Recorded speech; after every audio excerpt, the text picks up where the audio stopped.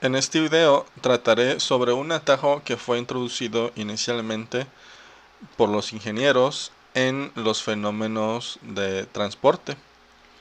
Por un lado, este es un tema teórico que se liga con el análisis dimensional. Se liga también con la capacidad de observación de los ingenieros que disfrutan de la física y la matemática. Pero, por otro lado, también las analogías permitieron hace muchos años reducir tiempo, dinero y esfuerzo en el desarrollo de tecnologías que actualmente parecen ser bastante antiguas, pero que siguen innovándose. Sin embargo, para quien vaya a dedicarse al desarrollo de tecnologías, este tópico es medular, a pesar de que sea un tema bastante antiguo.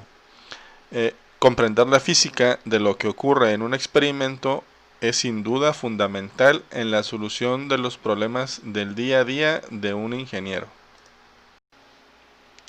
Como ya había mencionado en la diapositiva anterior, el tema de las analogías entre masa, calor y momento no es nuevo y tiene más de 100 años de antigüedad. De hecho, existen trabajos en este tema realizados por Osborne Reynolds, el mismo al que se debe el famoso número dimensional de Reynolds, que data de los 1800.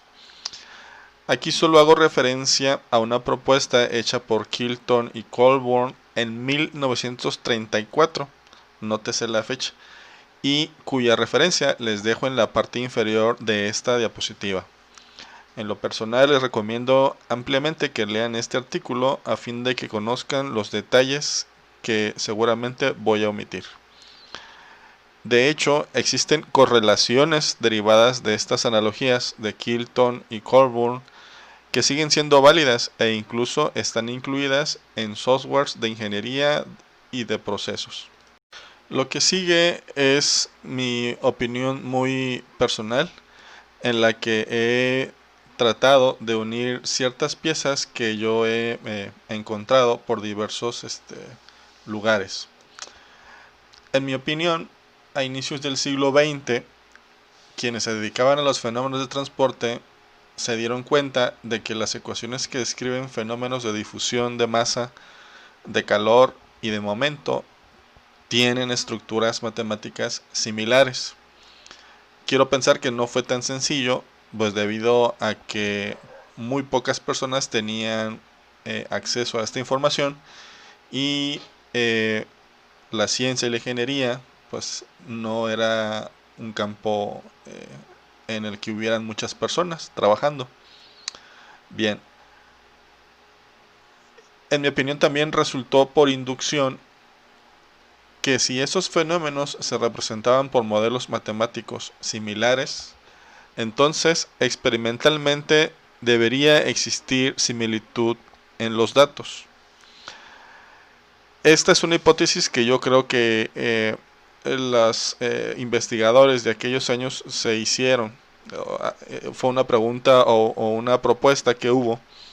Y yo creo que esta hipótesis seguramente fue bastante atrevida porque creo que en la actualidad a nadie se le hubiera ocurrido.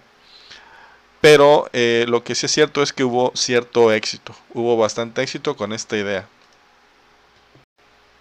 Si por nuestra parte observamos con detenimiento las ecuaciones en el cuadro de esta diapositiva, confirmaremos el gran parecido que hay entre ellas y que solo las variables cambian.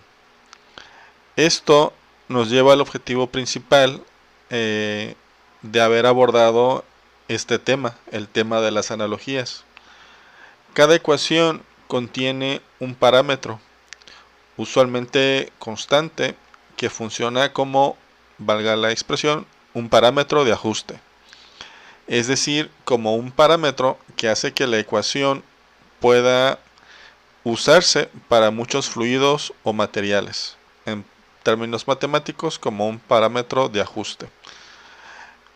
Estos parámetros son la difusividad en la transferencia de masa, en la ley de Fick, la difusividad térmica en el caso de la transferencia de calor, y la viscosidad cinemática en el caso de la transferencia de momento. Surgen entonces un par de preguntas que son muy interesantes y que son adecuadas para esta altura del tema. Si en transferencia de masa y en transferencia de calor se usa la difusividad, ¿por qué en la transferencia de momento aparece viscosidad cinemática? Esa es una pregunta interesante que valdrá la pena discutir. Y luego, ¿cuál es la interpretación física de la viscosidad cinemática? Y esto, pues, al discutir la segunda pregunta, ayuda a responder la primera. Resulta entonces que la viscosidad cinemática también es una difusividad. Si en los otros casos aparece difusividad, pues lo obvio es que la viscosidad cinemática sea una difusividad. Es una difusividad de momento, pero difusividad al fin de cuentas. La viscosidad cinemática se entiende entonces como la representación de cuánta cantidad de movimiento puede difundirse a través de un fluido. Surge también otra pregunta que es bastante obvia. Si ya tenemos la viscosidad cinemática, que se entiende como la difusividad de momento, ¿para qué tenemos también la viscosidad dinámica?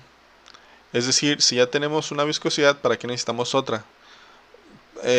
Puesto desde un punto de vista simplista, ¿para qué complicarnos la vida? Esta es una pregunta simple, pero un poco difícil de responder, porque, en mi opinión, tiene un contexto histórico que debemos de considerar.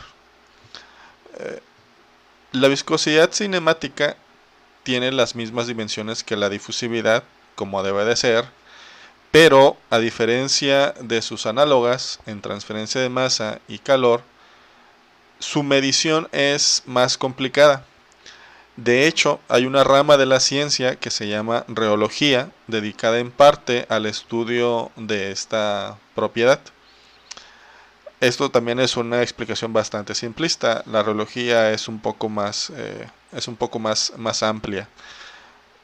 Nótese en los cuadros en amarillo cómo la viscosidad dinámica se relaciona con la fuerza F, con el área A, con una longitud Y y con una velocidad U mayúscula. Estos elementos son más fáciles de medir y de hecho hay equipos o instrumentos que lo hacen de manera automática y con bastante precisión. Además, el análisis dimensional indica que la viscosidad cinemática y la viscosidad dinámica se relacionan a través de la densidad, como se muestra en el recuadro verde. Entonces, la viscosidad dinámica se introdujo hace muchas décadas porque era más fácil de medir, lo cual es cierto, ya que el desarrollo de los reómetros y viscosímetros de alta precisión es casi sin duda posterior al desarrollo de las computadoras. Es decir, primero se desarrollaron las computadoras y ya luego se unieron a los reómetros o viscosímetros como están actualmente. Y de hecho, los instrumentos para medir la viscosidad antes de las computadoras de la electrónica, eran bastante rudimentarios y limitados, como es el caso del viscosímetro de Stokes, que es de una esfera, o en el caso del viscosímetro de Couette, que consiste de cilindros.